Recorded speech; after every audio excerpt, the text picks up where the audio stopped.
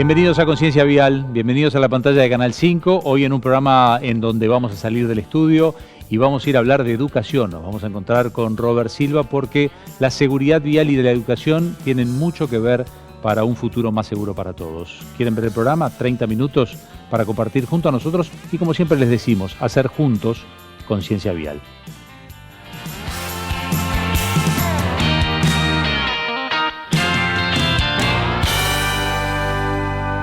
Presentan este programa empresas con responsabilidad vial. Automóvil Club del Uruguay, Mileto, piscinas, saunas y spas. UNIT, un país de calidad. Banco de Seguros del Estado. En Uruguay nadie te da más seguridad. IUTE, la energía que nos une. Como les decía recién, es un gusto salir del estudio y venirnos hasta la ANEP. Aquí nos encontramos con Robert Silva. Muchísimas gracias por recibirnos. Un gusto, gracias a ustedes. Bueno, la explicación que hacemos es con algunos de nuestros invitados. Hablamos de seguridad vial, pero no como expertos en seguridad vial. Lo hacemos como uno más que circula en el tránsito, que de algún modo tiene que ver o puede tener, en su opinión, una injerencia en los demás. Y ese es el caso de Robert Silva, porque primero que nada vos formás parte de la estructura vial igual que todos los demás. ¿Cómo te manejas en la vía pública? ¿Cómo te definís como conductor, como peatón? ¿Andas en bicicleta, en moto, en auto? ¿Qué haces?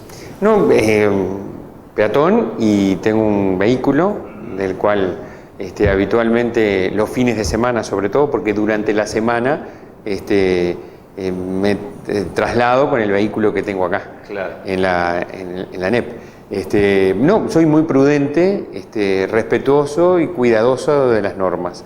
Y además lo que siempre sostengo, y lo hablo mucho con mi familia y en general, es la necesidad de plasmar un poco más de solidaridad en el tema de la conducción, de ceder ante aquel que experimenta una necesidad o en cosas tan básicas como el estacionamiento.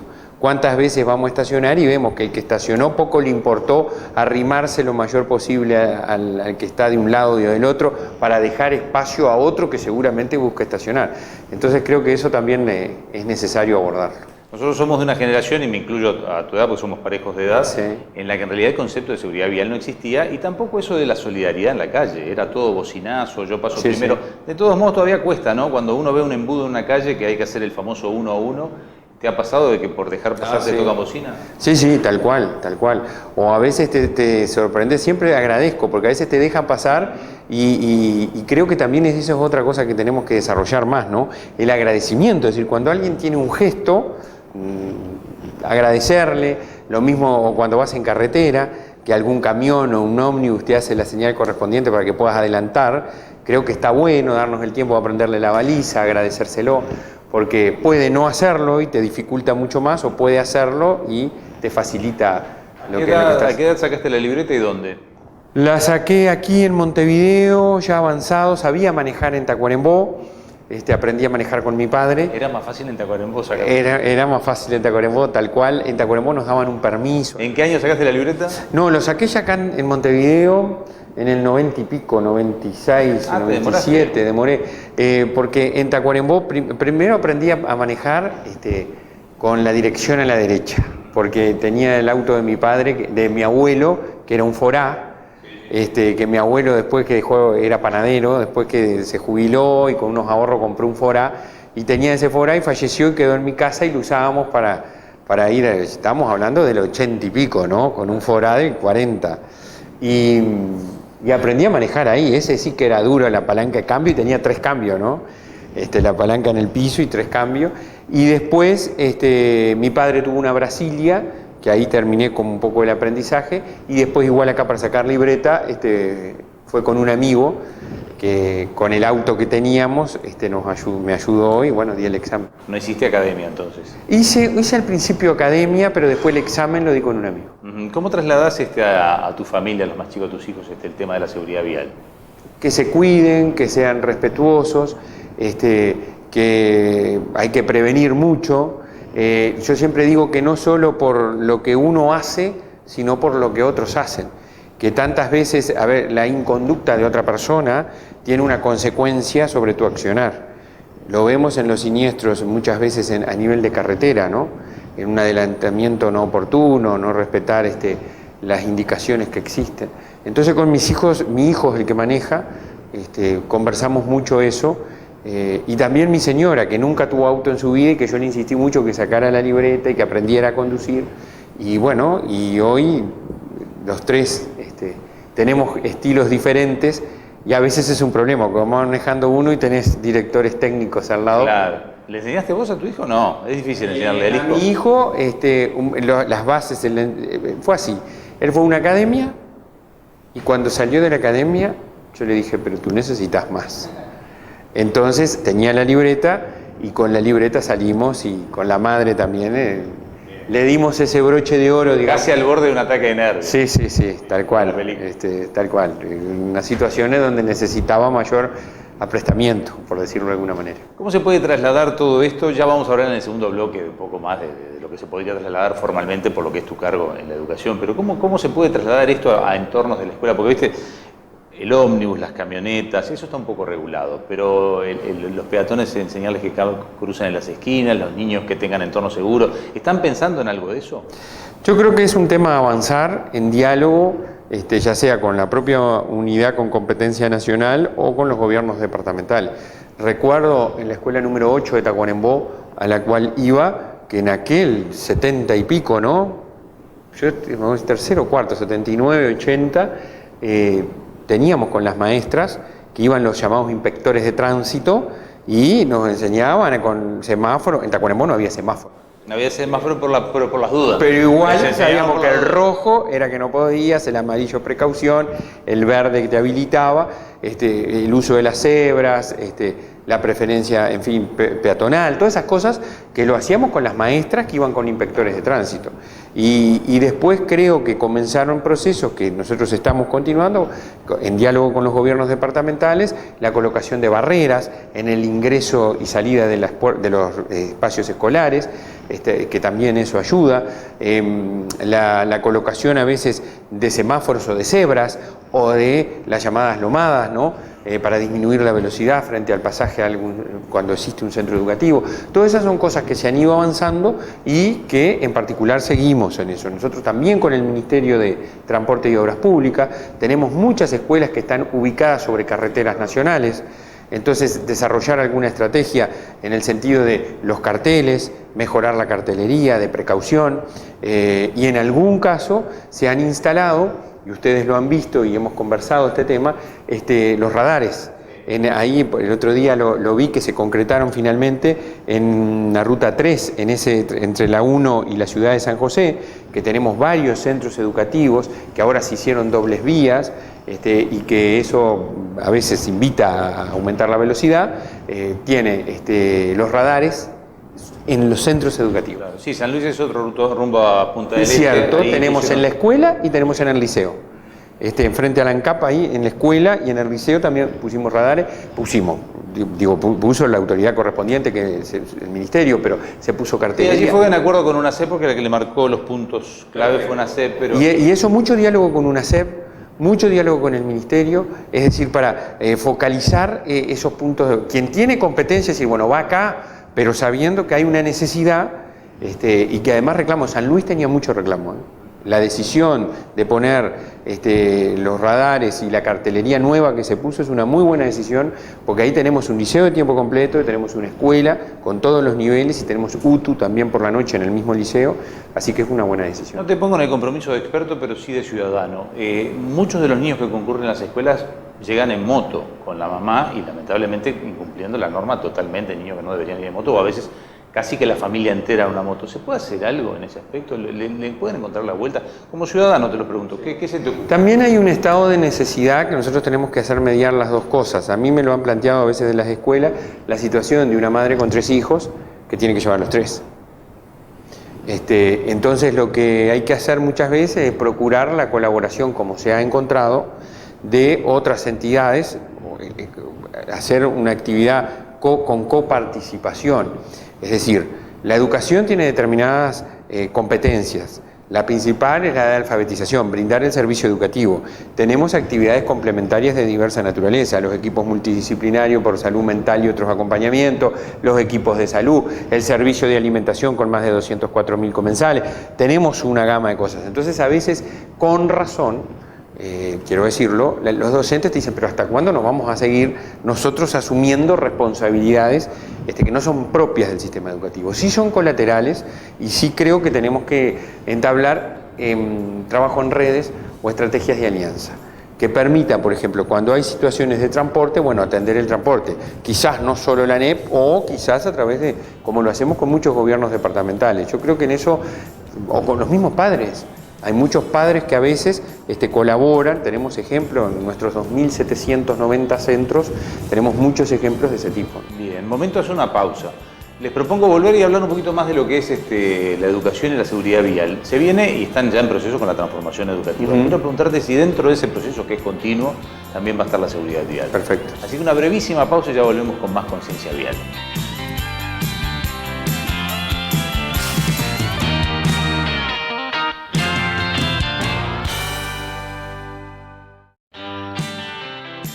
Agradecemos a Demarco Sistemas de Almacenaje, Hotel Crystal Tower, Fabián Ciuto Intercoafer, Julio Selman con sus marcas Spencer Bryson, Camisa BV Cantoni y American Crew.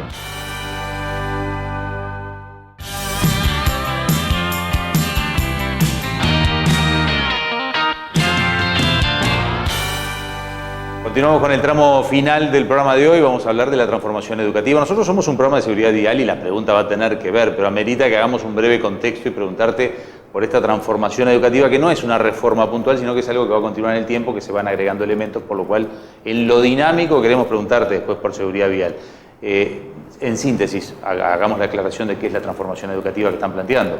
Un proceso de cambio estructural de la educación del país, basándose en las riquísimas tradiciones que el Uruguay tiene, en donde siempre posicionó a la educación como abanderada de las políticas sociales posibilitadoras de la construcción de proyectos de vida, de uruguayos y de esas enormes miles de inmigrantes que eligieron nuestro país para vivir.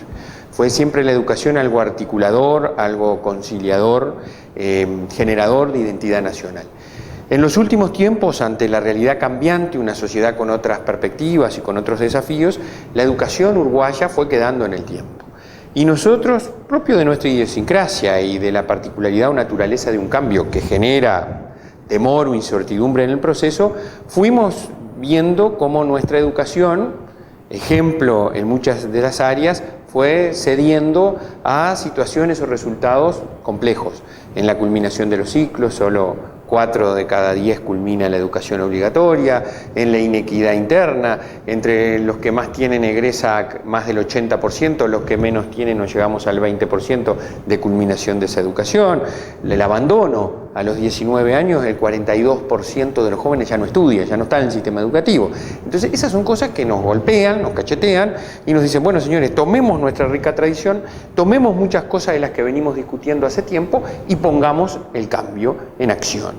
Y ahí lo hicimos con una política curricular que tiene un marco basado en competencias, en donde establece un perfil de egreso vinculado a los conocimientos que se desarrollan en las asignaturas, qué enseñamos, para qué enseñamos y cómo las metodologías, proyectos, aprendizaje basado en proyectos, resolución de situaciones, problemas, entre tantas otras cosas. Eso es una primera línea, todo lo curricular, los planes, los programas, para que la gente entienda con claridad. Luego la política docente, es decir, un techo de calidad, un sistema educativo, está en la calidad de sus docentes. Los mejores maestros, los mejores profesores tenemos que tener, para eso hay un cambio en la formación docente, desarrollo profesional, cambio de la carrera, que ganen más los que trabajan en contextos vulnerables, que ganen más los directores que están formados al efecto, que no el ascenso de los docentes no sea solo por antigüedad, que se pondere al que se forma, que se pondere al que tiene el mérito correspondiente y se desempeña de mejor manera, y luego un cambio en la gestión. Hay que dar mayor potestad, autonomía a los centros educativos en un marco además de utilización de sistemas de información, de formación de docente, radicación, concursos, cronograma de concursos del 22 al 25. Ese es el paquete de cambio de transformación y que tiene una gran diferencia. La transformación educativa no llega para quedarse en marzo del 23.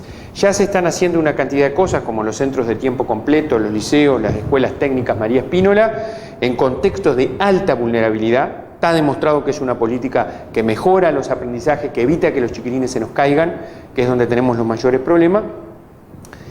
Se viene haciendo, pero no llega para concretarse en marzo del 23. Llega para comenzar el proceso de cambio en marzo del 23, evaluación permanente, continuidad de participación, ámbitos de discusión, pero arrancamos y eso es bien importante y luego vendrá la transformación del bachillerato, que es lo que nos queda para el 2024. ¿Cómo cuadra? Porque daría la impresión de que cuadra perfecto también que los alumnos, los maestros o los liceales en distintas etapas empiezan a tener formación de seguridad vial. ¿Cómo cuadra eso? ¿Qué tanto podemos llegar a sentir que eso va a estar presente? Nosotros estamos trabajando en esa línea. Primero firmamos un convenio con la UNACEF, que nos parece muy importante. Se aprobó un plan estratégico de acción en donde se va a intervenir directamente en los centros educativos. Yo quiero dejar constancia que muchísimos centros educativos a lo largo y ancho de todo el país, en acuerdo y convenio con las direcciones de tránsito, así llamadas en la mayoría de los gobiernos departamentales, trabaja y hace cosas espectaculares. Se me viene a la mente Mauricio González de Rivera, que me manda permanentes registros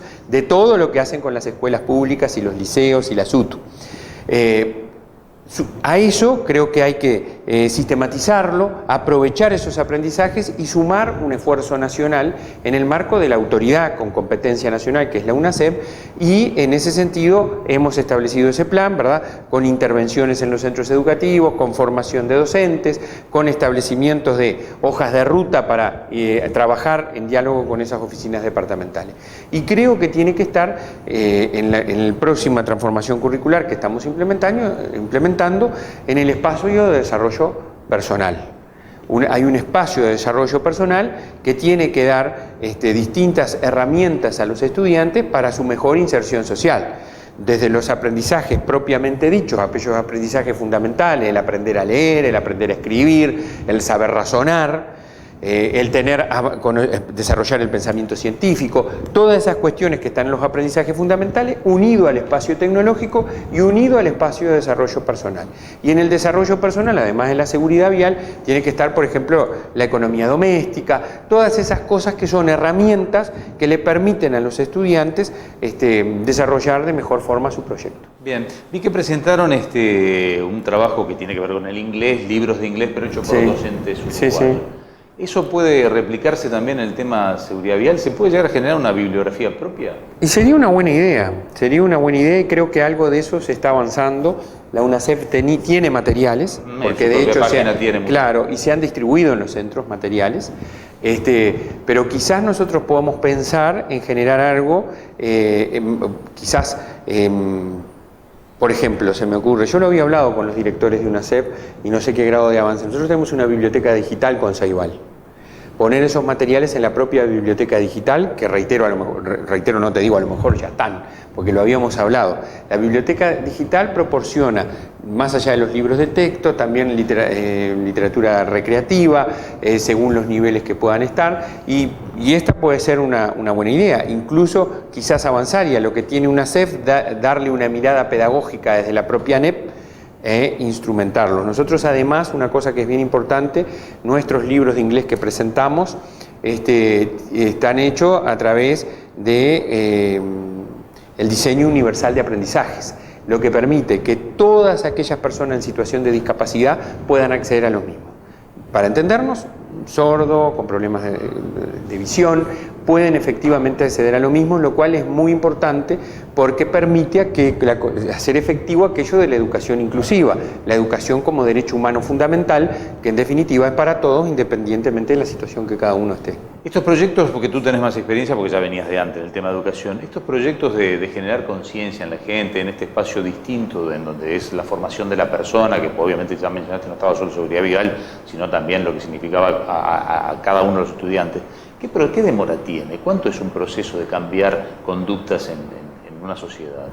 Bueno, eso, algunos hablan de 2 periodos de gobierno, ¿verdad?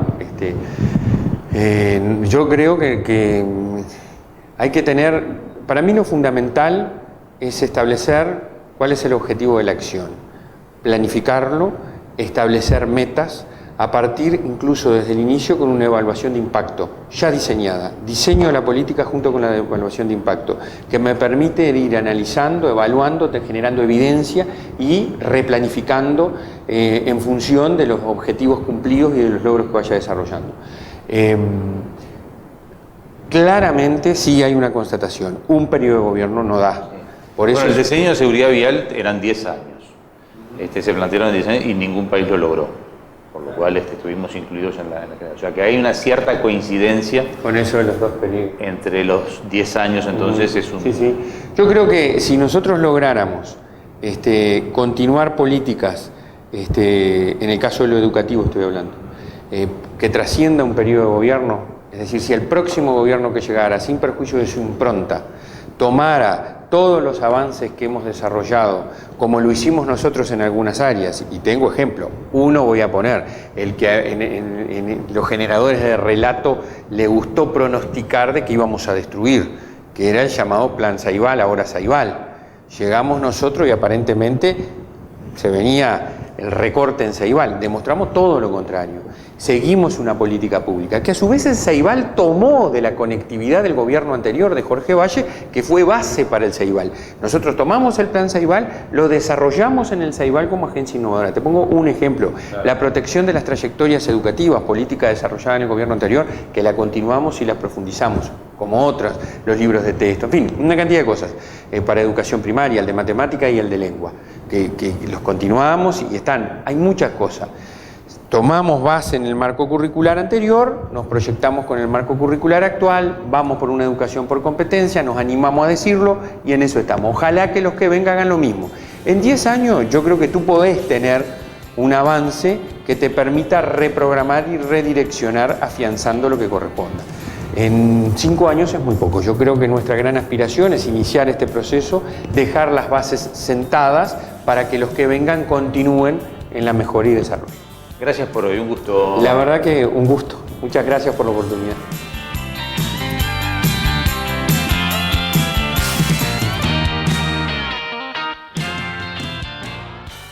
Hola, bienvenidos a la Academia de Choferes Seguros de Banco de Seguro del Estado. Clase 3. Preferencias. Si no hay un agente de tránsito o una señal, la preferencia la tiene siempre el de la derecha, excepto si va a doblar. Los peatones tienen preferencia en todos los cruces peatonales y esquinas, siempre y cuando no haya un semáforo. ¿Qué te pareció la clase?